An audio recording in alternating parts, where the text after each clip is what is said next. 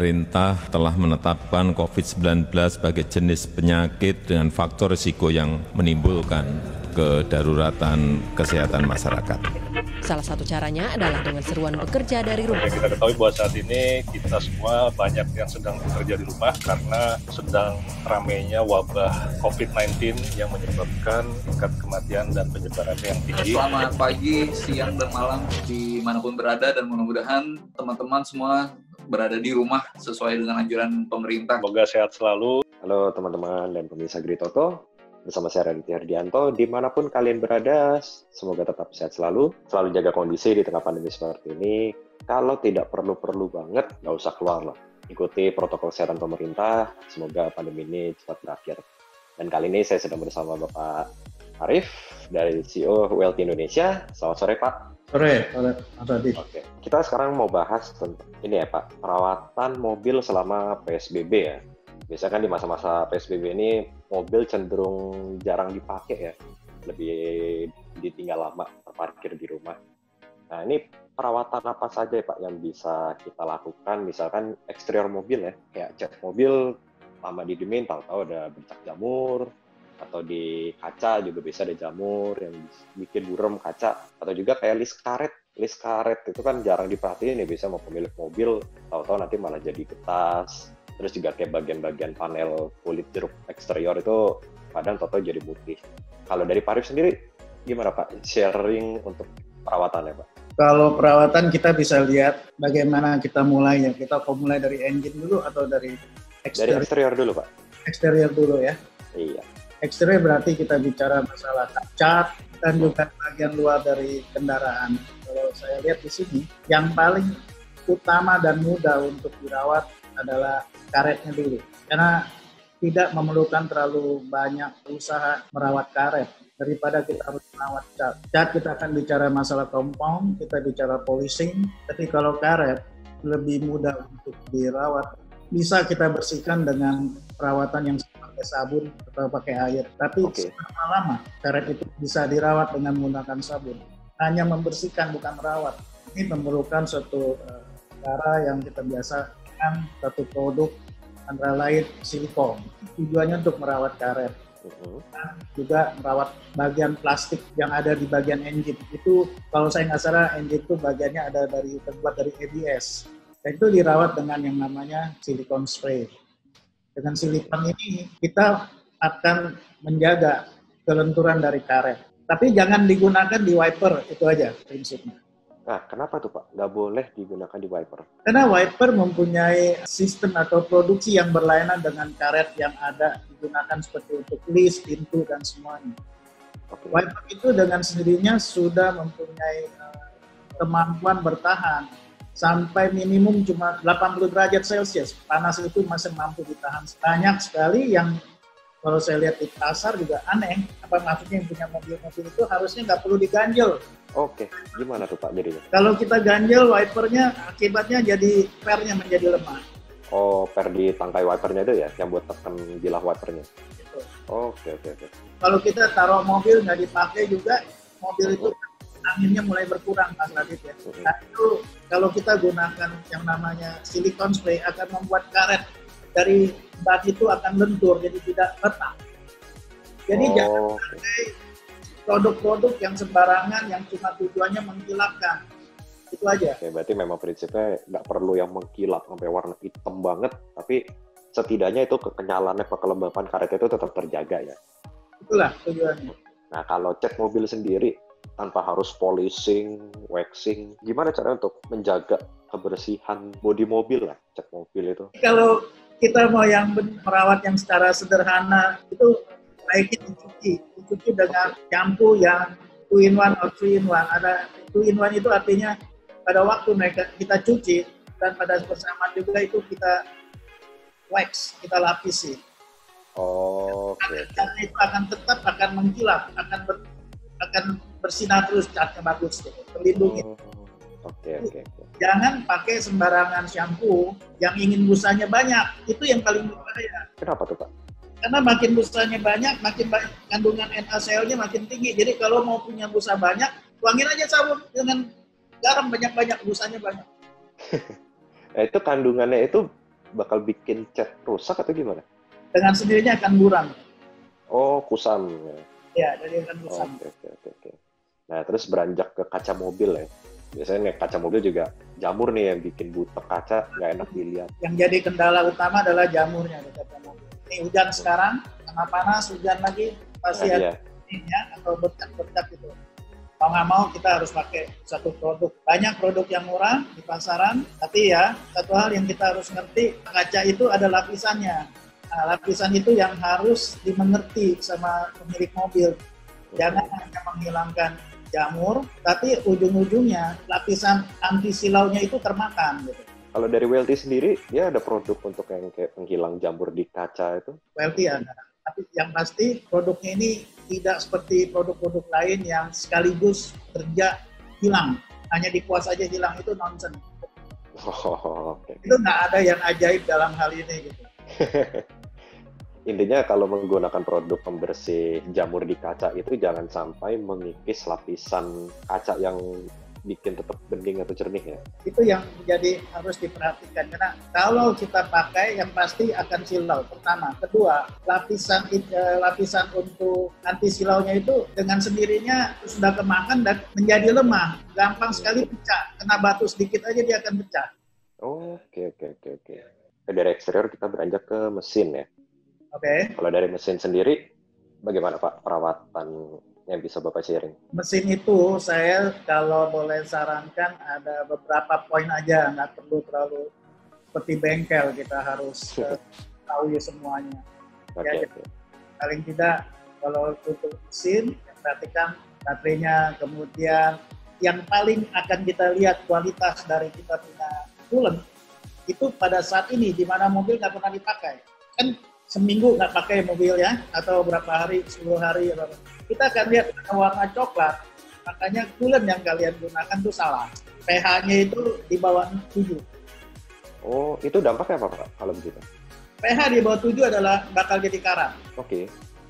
pH di atas 7 akan overheating.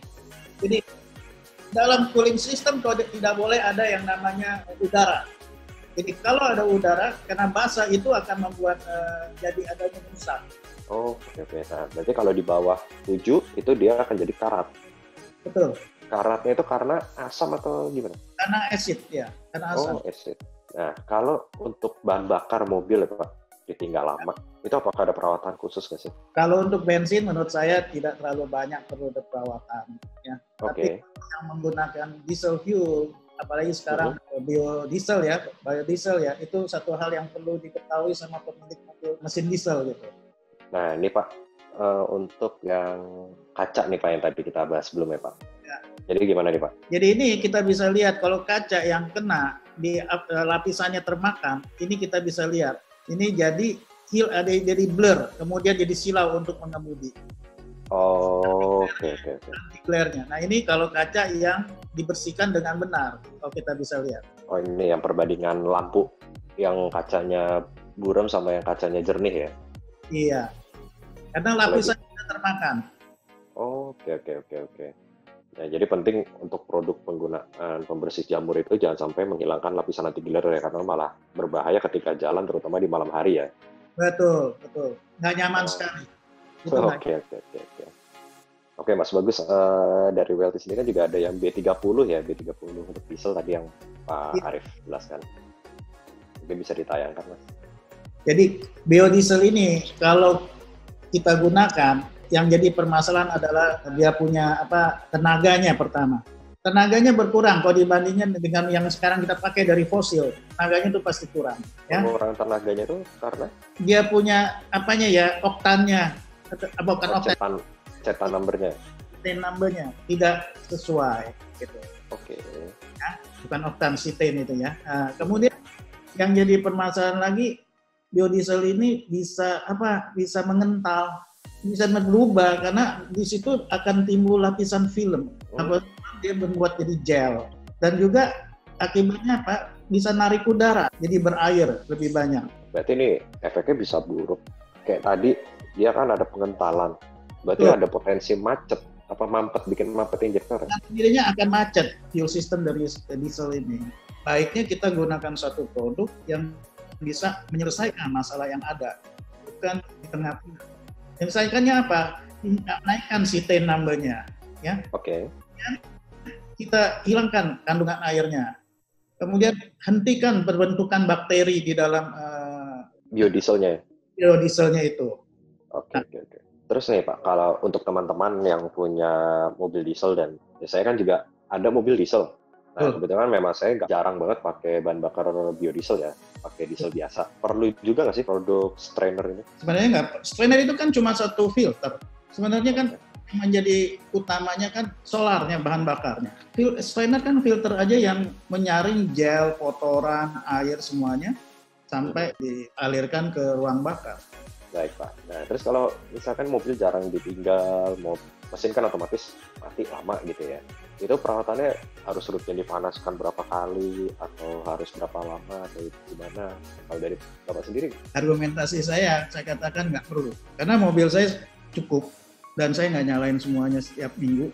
Yang menjadi kendala di sini adalah kenapa kita harus nyalakan engine-nya. Pertama karena kita khawatir baterai kan. Kedua, yang harus menjadi hal yang diingat bahwa di cylinder liner itu ada lapisan film dari oli kan. Kalau kita gunakan oli yang bagus, lapisan film ini tidak akan hilang dan tetap melumasi. Pada saat kita start, tidak ada yang bisa rusak. Oke. Nah, terus tadi ngomong-ngomong soal kembali lagi ke bahan bakar ya, WLT itu kan punya produk water remover ya? Betul, itu ya. Masih ada nggak sih Pak? Ada. Kita sebutnya bukan water remover karena kalau saya bicara water remover berarti saya hanya hilangkan airnya saja. Jadi kan namanya fuel conditioner. Jadi fuel conditioner. Memperbaiki bahan bakar. Jadi. Oke. Itu seberapa banyak air yang bisa dikeluarkan itu Pak? Bukan seberapa banyak jadi air ini. Jadi pada prinsipnya air di dalam mobil nggak terlalu banyak, di dalam tangki bensin, tangki solar nggak banyak. Tapi pasti ada dan bisa menyebabkan karat. Saya perkirakan paling banyak juga nggak sampai 50 cc air, tapi cukup mengganggu dan merusak. Jadi dengan dituangkan satu botol dari fuel conditioner WLT itu dengan sendirinya akan mampu menghilangkan kandungan air di dalam bahan bakar.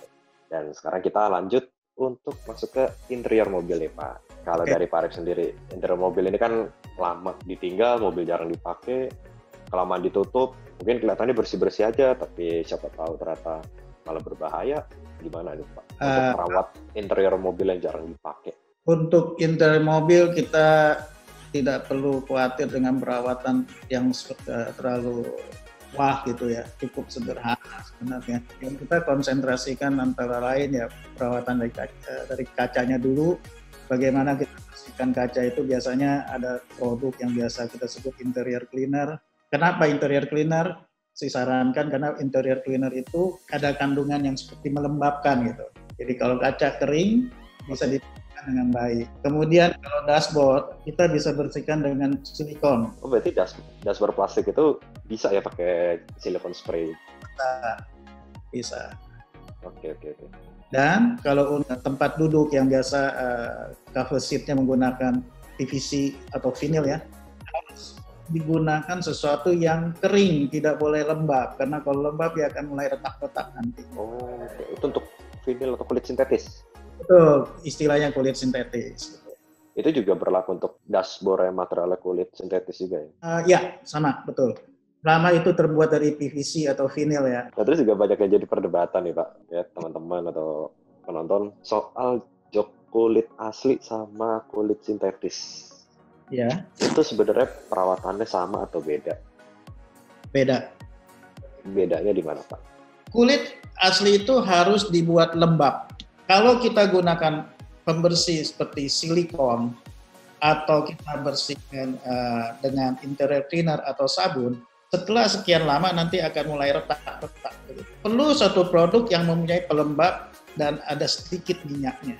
Kalau kita pakai PVC, kita pasti pelembab, tidak akan memberikan hasil, tapi akan membuat licin dan kita bisa duduk di step-step. Kedua, bisa dalam jangka waktu panjang dia mulai retak. Oh, malah dikasih leather cleaner malah jadi retak? Ya, karena kita harus tahu yang namanya kulit sintetis itu bahan bakunya adalah PVC. polyvinyl chloride dan sangat getas, bisa gampang pecah. Kalau kena minyak sedikit-sedikit itu akan mulai retak ya, dan akhirnya rusak semua. Jadi lapisan di bawahnya kan itu ada kain, kemudian tuh lapisan atasnya PVC. Dia sekali masuk ke dalam dia mulai lepas, peel off sedikit demi sedikit ya. Kalau mau bersihkan, bersihin aja pakai interior cleaner, tapi jangan catatan yang tidak membuat lembab. Bisa kasih tahu nggak Pak, untuk bedain kulit asli dengan kulit sintetis? Mungkin teman-teman ada yang masih belum tahu. Bisa kecium lah, yang namanya asli apa itu ketahuan. Pada saat kita poleskan sesuatu, contohnya dengan leather cleaner, kita bisa cium bau kulitnya keluar. Oh, oke. Kalau kulit sintetis nggak ada baunya sama sekali. Nggak ada baunya ya. Menurut saya semacam plastik itu kan PVC ya. Kalau untuk merawat pakai air, pakai sabun gitu. Ya. Bisa, mau pakai untuk kulit jangan, tapi kalau untuk PVC masih bisa pakai sabun. Kaca film nih Pak, kita kembali lagi ke kaca. Kaca film itu kan ditempel di bagian dalam ya. Betul. Pakai ada produk perawatan ya nggak Pak? Kalau mau, terutama untuk yang merokok ya, itu nikotin kan nempel ya di kaca tempat duduk. Pakai interior cleaner, dilap. Kalau pakai air aja? Rasanya cuma untuk bersih aja kalau air, tapi kalau untuk merawat pakai interior cleaner. Nah, terus di tengah pandemi ini ya Pak, orang kan pada khawatir virus corona lah di mana-mana. Untuk di dalam kabin sendiri, kalau dari Pak Arif sendiri itu menurut Bapak bagaimana? Ya, sekarang kan istilah fogging sangat banyak, dan penerapan fogging itu saya harus katakan dengan terbuka salah total. Karena apa arti fogging dulu? Argumentasinya perlu kita kemukakan. Fogging itu kan digunakan untuk membersihkan kuman-kuman atau kutu, bukan virus, kuman dan kutu. Dalam bentuk dengan menggunakan uap air yang disemprot ke dalam satu ruangan atau lingkungan tanaman, pertanian, atau apa untuk rumah. Dan kalau kita lakukan ini untuk di dalam mobil, akibatnya uap air ini tidak akan keluar dari mobil tersebut. Jatuh ke karpet, kemudian nempel ke sistem AC, kemudian ke elektronik part, contohnya ke ECU dan segala macam di situ. Ya, akibatnya yang pasti mobil itu setelah jangka waktu tertentu akan menjadi bau asam. Kenapa asam itu timbul? Karena bakteri.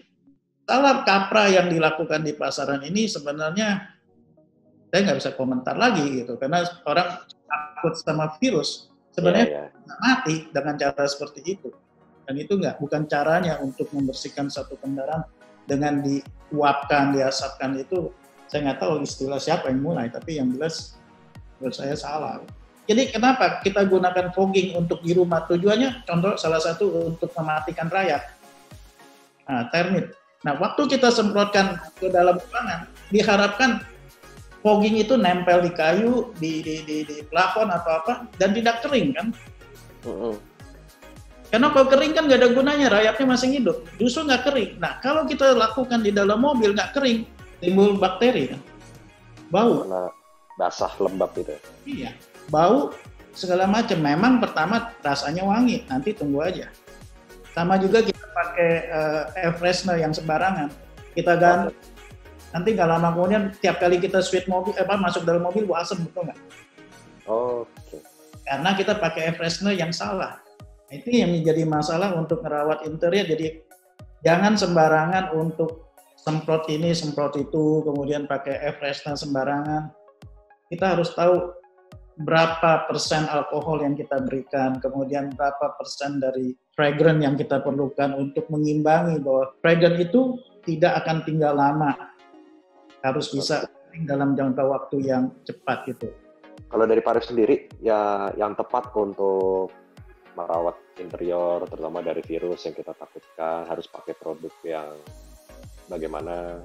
Sekarang kan banyak sanitizer segala, sanitizer gunakanlah. Oke. Sanitizer yang benar itu akan menguap.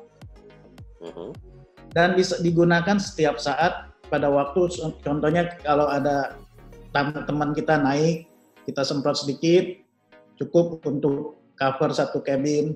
Nah, kalau orang lain naik lagi, kita bisa semprot lagi. Tujuannya untuk mengimbangi kotornya udara di situ.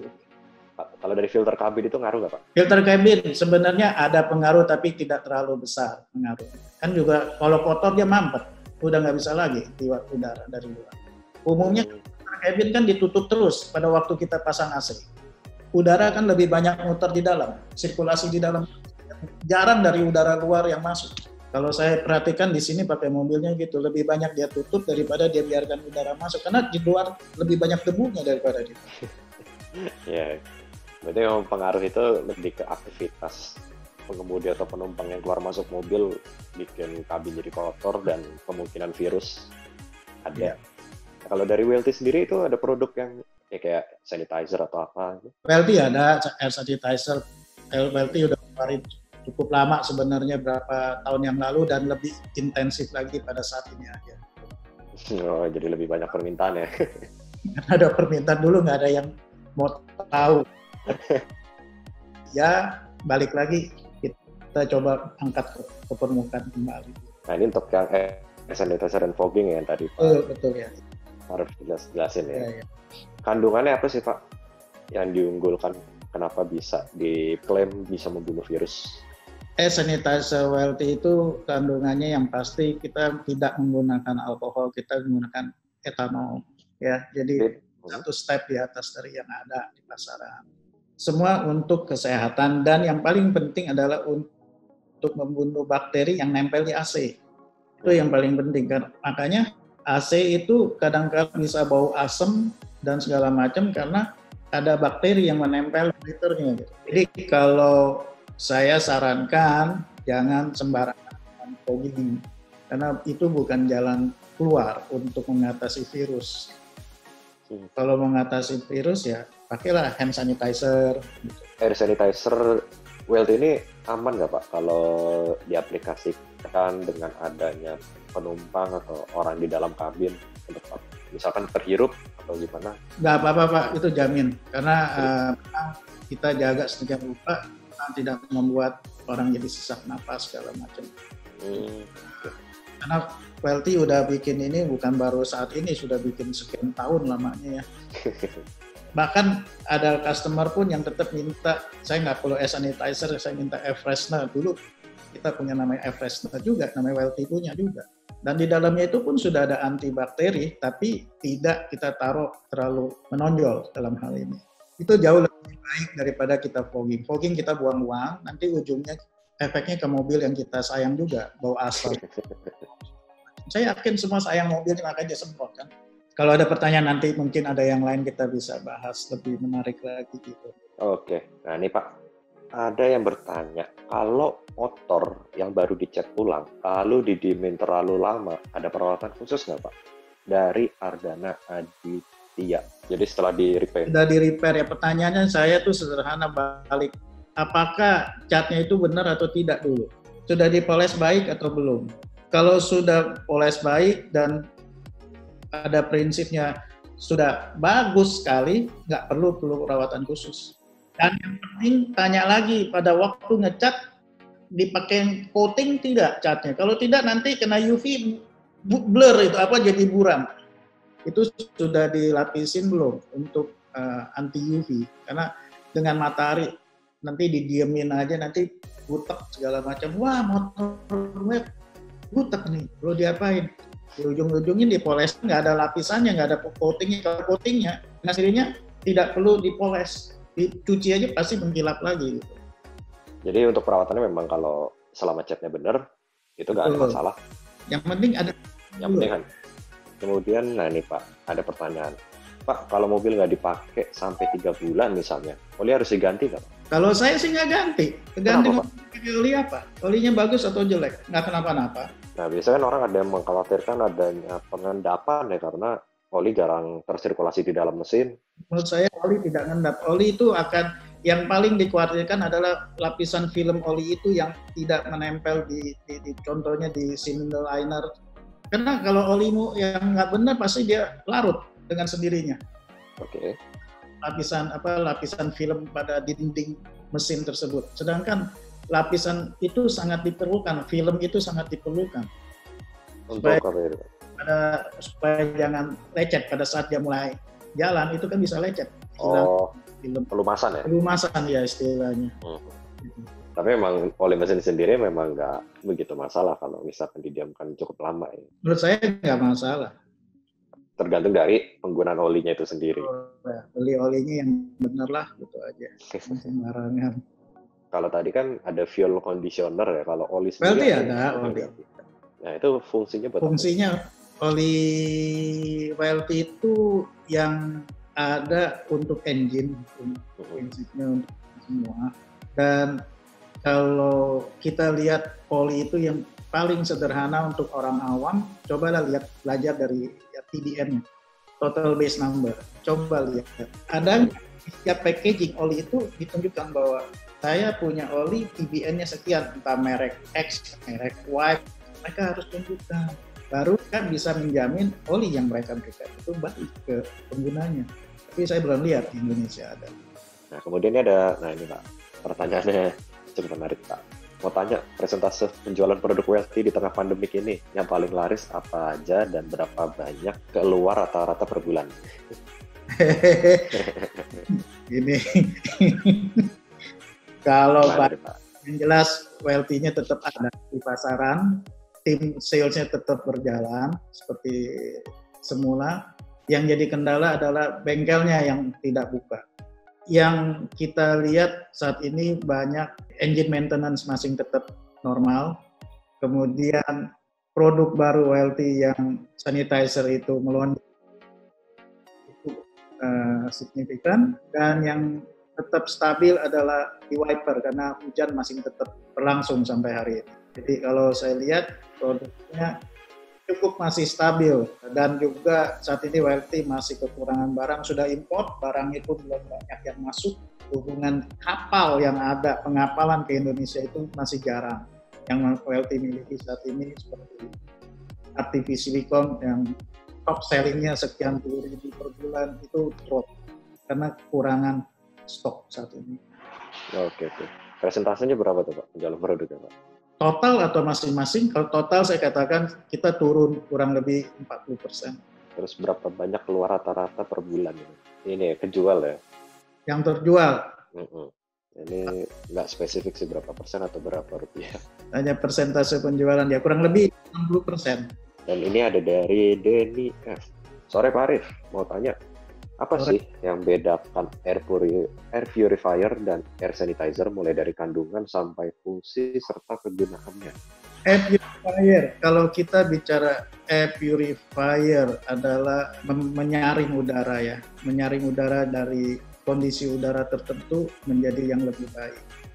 Jadi air purifier umumnya itu menggunakan satu alat yang mendeteksi kondisi dari kualitas dari udara yang ada.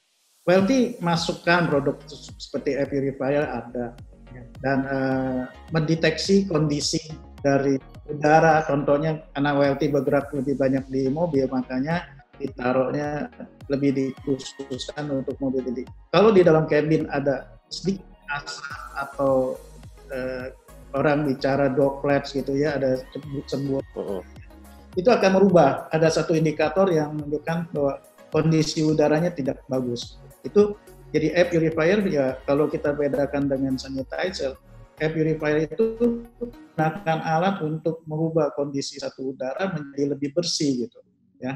Tapi kalau dibilang air sanitizer bukan membuat bersih tapi membunuh virus gitu. Dia bukan membersihkan udara tapi untuk mematikan kuman, istilahnya kuman atau virus yang ada di udara. Kalau bau rokok ya tetap aja bau rokok, tapi kalau air purifier itu rokok itu baunya bisa hilang. Itu perbedaan antara air purifier dengan air sanitizer. Ada lagi penjelasannya Pak? Jelas apa ya, masalah air purifier itu aja yang bisa saya jelaskan. Kalau air sanitizer tadi sudah kita bahas, di mana ada etanolnya segala macam, tujuannya untuk menghilangkan kuman atau bakteri yang ada di udara atau yang ada di dalam. Nah ini pertanyaan berikut dari Gana Adrian Pak. Untuk penggunaan air sanitizer itu untuk durasi maksimalnya berapa jam Pak? Apakah makin disemprot makin baik? Durasi penggunaannya tergantung kita punya kepentingan. Kalau seandainya saya sendiri pagi-pagi, saya naik mobil, saya berangkat kerja, saya semprot sekali sampai kantor selesai. Saya pulang, saya semprot lagi, sebelum saya jalan, saya semprot lagi, selesai. Tapi pada saat siang hari saya pergi, saya keluar, saya semprot, kemudian ada teman saya ikut masuk, saya ada sedikit khawatir ya, saya semprot sedikit. Udaranya kan udah cukup untuk meng-cover satu cabin. Jadi pemakaian maksimal tidaknya itu tergantung dari kita, pada berapa banyak pertemuan kita dengan orang, berapa banyak orang yang numpang di mobil kita. Tapi kalau kita sendiri aja cukup 1 kali, 2 kali dalam 1 hari. Nah ini Pak, ada pertanyaan soal kembali lagi ke B30 Pak, dari Billy. Pertanyaan seputar B30, ini cara pemakaiannya gimana Pak? Cara pakainya kita untuk 50 cc itu dicampurkan 40 liter solar. Dan campurkan saja, walaupun pakai Dextile atau Pertadex, pastinya akan menaikkan cetane jauh lebih baik dan lebih mudah untuk startnya. Pasti kandungan air hilang. Oke. Berarti memang nggak harus dicampur biosolar, tapi untuk diesel Dexlite Pertamina Dex itu jadi bisa lebih bagus atau gimana? Jauh lebih bagus. Karena gini, B30 ini sudah menjalankan tes di Pertamina tahun 2019. Dan ada hasil-hasil tesnya pun ada, semuanya ada. Dan sudah siap dan bisa untuk digunakan di mesin diesel yang menggunakan, terutama menggunakan biodiesel. Di samping juga menggunakan solar jenis lain seperti Dexlite, Pertadex. Jadi B30 itu pasti cukup baik, dan saya berani katakan baik karena sudah dites. Sebelum di launching pada bulan kemarin itu sebenarnya sudah dites selama 1 tahun hasilnya. Untuk peningkatan performa sendiri itu sekitar berapa persen Pak?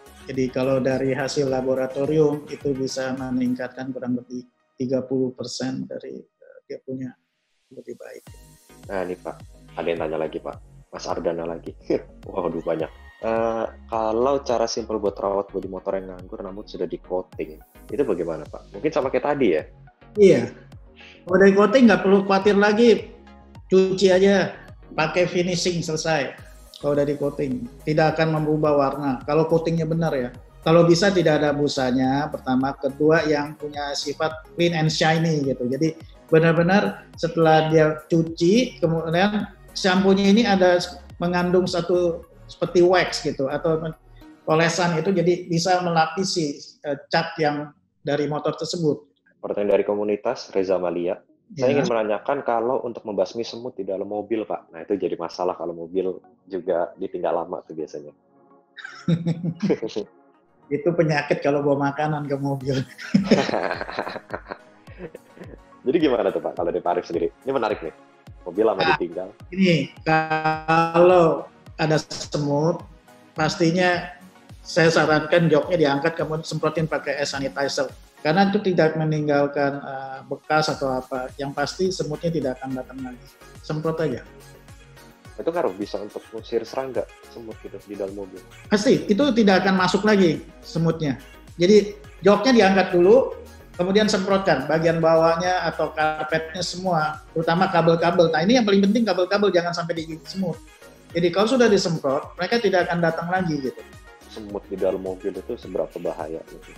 Bahaya dalam hal ini ya bisa korsleting mobil, kabel-kabelnya bisa pada putus, terutama untuk semut dan tikus ya. Saya juga bingung ada orang bisa masuk tikus di mobil. Jadi pakai hand sanitizer cukup ya? Ya. Ini ada pertanyaan terakhir dari titipan dari teman-teman kru redaksi ya. Jadi ada terkait dengan total base number oli mesin. Bisa dijelaskan Pak terkait dengan ganti oli setahun atau long drain interval gitu ya. Total base number itu kan ada limitnya yang harus dipenuhi ya. Iya. Kalau salah 2,5 dan pada saat total base number itu mencapai 2,5, oli itu harus diganti karena sudah tidak layak untuk melumasi. Kedua, fungsi oli kan bukan hanya melumasi, juga harus mampu menyerap panas yang timbul dari engine.